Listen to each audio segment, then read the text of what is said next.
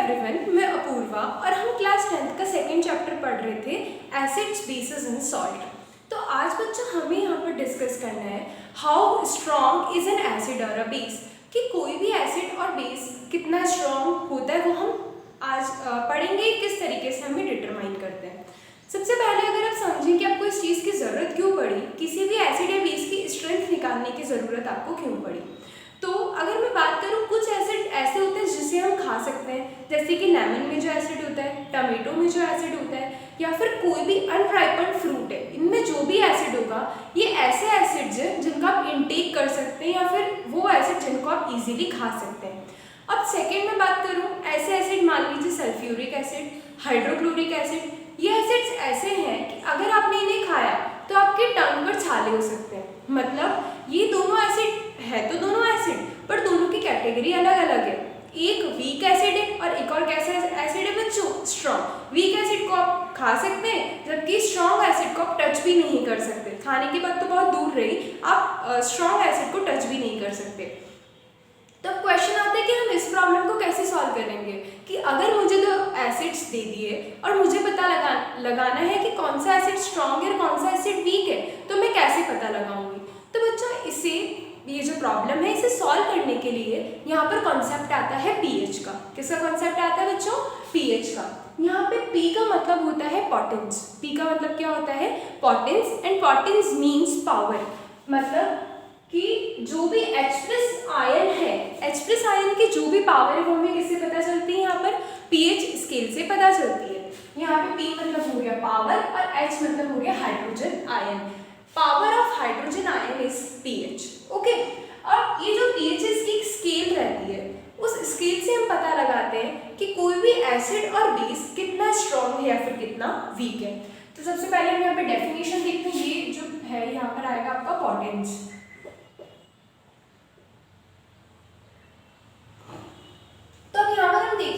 What is the definition of pH scale? तो pH scale की definition होती है बच्चों, it is a scale, एक ऐसी scale which is used for measuring the hydrogen ion।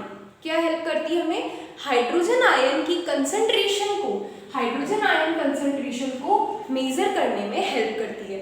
और उस स्केल को क्या बोलते हैं बच्चों, हम यहाँ पर pH स्केल बोलते हैं। ओके, अब ऐसा मानो कि जैसे आपको कोई दो लिक्विड्स दे दिए, ठीक है, दो एसिड है, एक एसिड ए और एक और कौन सा है, बी है।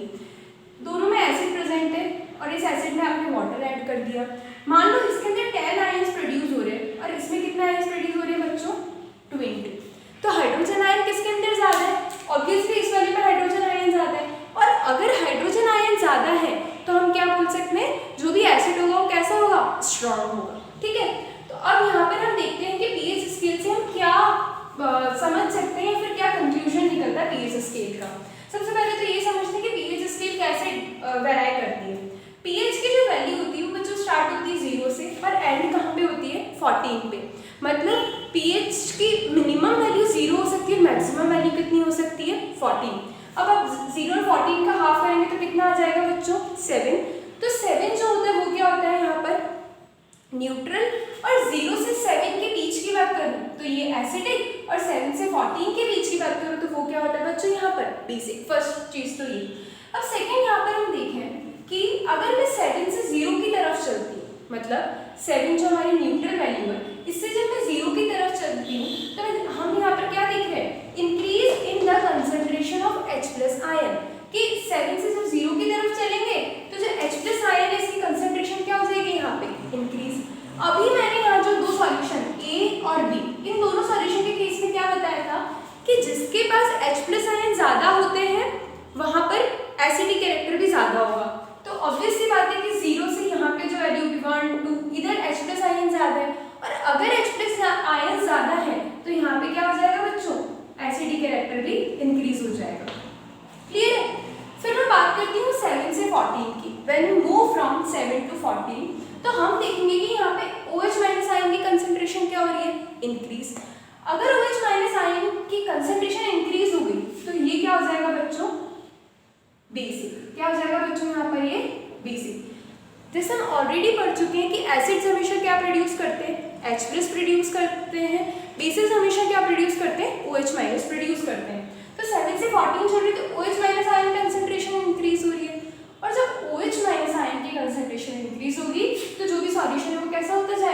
बेसिक होता जाएगा। तो हम यहाँ पे क्या ऑब्जर्व कर रहे हैं, 0 से जब आप 14 की तरफ चल रहे हो तो ये है एसिडिक कैरेक्टर। ये जो पार्ट है ये क्या है बच्चों, यहाँ पे ये पूरा है एसिडिक कैरेक्टर। तो जब आप ऐसे यहाँ तक जाते जा रहे हो तो आप क्या देख रहे हो, एसिडिक कैरेक्टर यहाँ पर मैक्सिमम है, धीरे धीरे कम हो रहा है, और 7 के बाद में तो और कम होते होते यहाँ पे तो एकदम 0 हो गया, राइट। और जब मैं बात कर रही हूँ बेसिक कैरेक्टर की, तो बेसिक कैरेक्टर यहाँ कितना है, 0, धीरे धीरे इंक्रीज हो रहा है, और यहाँ पर जाते जाते ये क्या हो जाएगा बच्चों, मैक्सिमम हो जाएगा। ये यहाँ पर भी बोला था मैंने, इधर जो है वो तो कौन सा कैरेक्टर बढ़ रहा है, एसिडिक कैरेक्टर बढ़ रहा है, और इधर बात करें तो कौन सा कैरेक्टर बढ़ रहा है, बेसिक कैरेक्टर बढ़ रहा है। तो हम क्या कंक्लूजन ड्रॉ कर सकते हैं वो मैंने यहाँ लिखा है।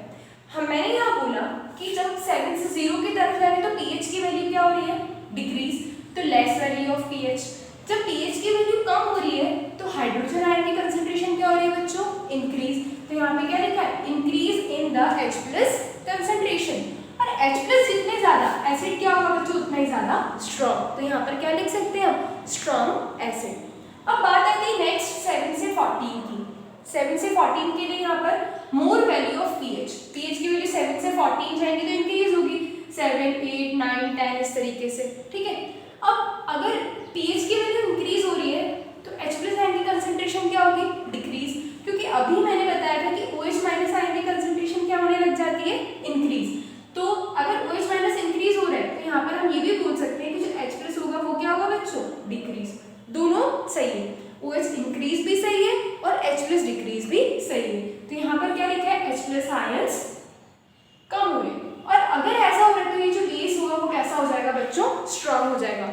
जो फर्स्ट वाला है वो इस पार्ट की बात कर रहे हैं, जो सेकंड वाला है वो हम इस पार्ट की बात कर रहे हैं। तो अभी तक हमें ये तो पता चल गया कि पीएच स्केल में हम एसिडिक और बेसिक कैरेक्टर किस तरीके से चेक कर रहे हैं। अब हम देखते हैं हमें मेन प्रॉब्लम क्या सॉल्व करनी थी कि स्ट्रॉन्ग एसिड और वीक एसिड, स्ट्रॉन्ग बेस और वीक बेस, इन सब के बीच में हमें डिफरेंस पता करना था। तो उसके लिए यहाँ पर मैंने 0 से 14 तक के सारे नंबर्स लिख रखे हैं। 7 पे मैंने क्या लिख दिया, न्यूट्रल, जो यहाँ पर भी क्या था बच्चों, न्यूट्रल था। अब बात करें 7 से कम की, तो अगर आपकी वैल्यू 0 से 3.5 तक कुछ आती है तो जो भी केमिकल होगा वो क्या होगा, स्ट्रॉन्ग एसिड होगा। अगर 3.5 से 7 मतलब लेस देन 7 में बात करती हूँ, एग्जैक्ट 7 में तो न्यूट्रल होता है, लेस देन 7 बात करती हूँ तो वहाँ पे जो भी केमिकल होगा वो क्या होगा बच्चों, वीक एसिड। अब बात आती है 7 से मोर देन 10, मान लो ये मोर देन 10 हो गया तुम्हारा, तो यहाँ जो भी केमिकल होगा वो क्या होगा, वीक बेस। और अगर इससे वैल्यू इंक्रीज होकर मैक्सिमम 14 तक जाएगी तो ये क्या हो जाएगा बच्चों, यहाँ पे स्ट्रॉन्ग बेस। मतलब हमें ये पता चल गया कि पीएच स्केल पे हम क्या कर सकते हैं, किस तरीके से हमने इसे 4 सेक्शंस में डिवाइड कर दिया। 4 सेक्शंस, तो एसिड और बेस के लिए एक क्या हो जाएगा, न्यूट्रल। तो हम इजीली पता लगा सकते हैं कि कोई भी केमिकल स्ट्रॉन्ग एसिड और वीक एसिड, स्ट्रॉन्ग बेस या वीक बेस हम कैसे फाइंड आउट कर सकते हैं। तो अब हम इसके बाद यहाँ पे पढ़ेंगे कि जो पीएच है, इस पीएच की वैल्यू हम किस तरीके से फाइंड आउट करेंगे। ओके, तो स्टूडेंट्स यहाँ पर पीएच की वैल्यू फाइंड आउट करने के लिए हम एक इंडिकेटर यूज में लेते हैं और उसका नाम होता है यहाँ पे यूनिवर्सल इंडिकेटर। ओके, तो सबसे पहले हम समझेंगे यूनिवर्सल इंडिकेटर क्या होता है, फिर सेकेंडली समझेंगे कि किस तरीके से अलग अलग एसिड्स और बेस के साथ कलर चेंज शो करते हैं। तो यहाँ पर डेफिनेशन लिखी है, it is a mixture of many indicators, कि जो हमने चैप्टर की स्टार्टिंग में जो इंडिकेटर्स पढ़े थे वैसे बहुत सारे इंडिकेटर्स का मिक्सचर होता है ये, and which gives different colours at different pH values. ये क्या करेगा कि अलग अलग पीएच पे it shows different colours at different pH values, कि अलग अलग पीएच के ऊपर इसका कलर अलग आएगा। तो हम बता सकते हैं कि जो भी गिवन केमिकल है वो स्ट्रॉन्ग एसिड है या फिर स्ट्रॉन्ग बेस है, वीक एसिड है या फिर वीक बेस है।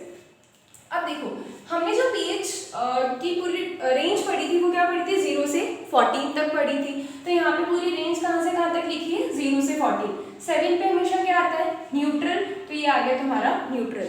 अब इसके बाद में हम यह ऑब्जर्व करते हैं कि अगर आपने कोई स्ट्रॉन्ग एसिड लिया है, हमें पता है कि जब पीएच बहुत कम होती है तो H+ आयन की कंसंट्रेशन बहुत ज़्यादा होती है और जो भी एसिड होता है वो क्या होता है, स्ट्रॉन्ग होता है। हम क्या पढ़ चुके हैं, अगर पीएच की वैल्यू कम तो जो H+ आयन्स होते हैं, H+ आयन्स क्या होते हैं, ज़्यादा, और जो भी एसिड होगा वो क्या होगा इस केस के अंदर, स्ट्रॉन्ग होगा। ठीक है, इसका मतलब जब भी ये वाली कंडीशन है तो यहाँ पे कुछ रहा होगा एसिड, तो यहाँ पर हम क्या देखेंगे, कलर क्या आ जाता है, रेड। अगर इससे मतलब H प्लस आयन की कंसेंट्रेशन थोड़ी कम होती है, तो कलर क्या आ जाएगा बच्चों यहाँ पे, ऑरेंज।